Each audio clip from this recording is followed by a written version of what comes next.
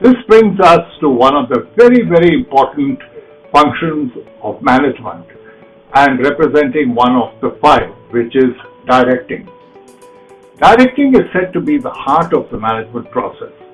All the management functions, planning, organizing, staffing, and controlling, require directing. Directing is said to be a process in which the managers instruct, guide, and oversee the performance of workers to achieve predetermined goals. According to Kuntz and O'Donnell, directing is a complex function that includes all those activities which are designed to encourage subordinates to work effectively and efficiently in both the short and long run.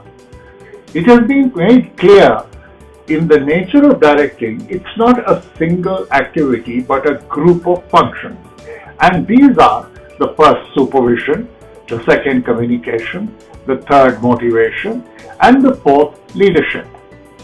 Before we look at each of them in turn, we will turn our attention to the key principles of directing.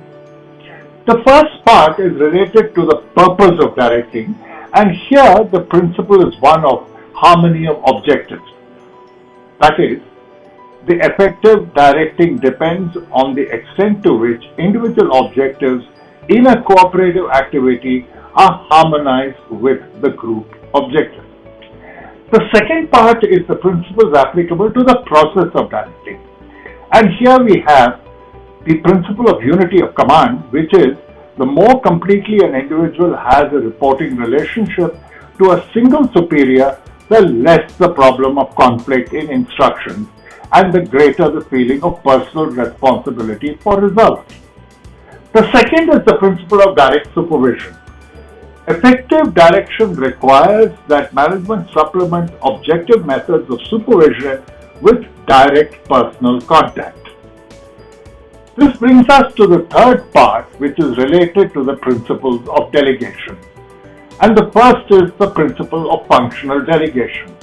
The more a position or department has clear definitions of results expected, activities to be undertaken, organization authority delegated, and authority and informational relationships with other positions, the more adequately individuals responsible can contribute towards accomplishing enterprise objectives. The second is the principle of delegation by results expected.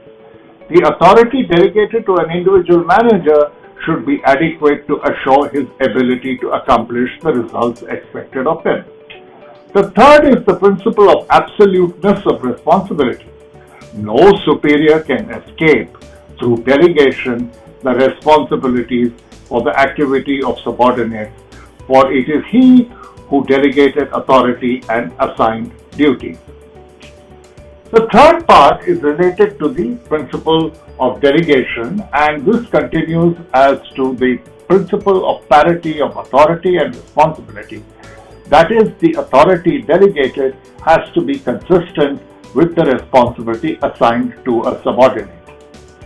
This brings us to the end of the first part, where we understood what directing is and what the principles of directing were. In the next part, we will address the first of the four elements of directing, namely, what is supervision. Thank you.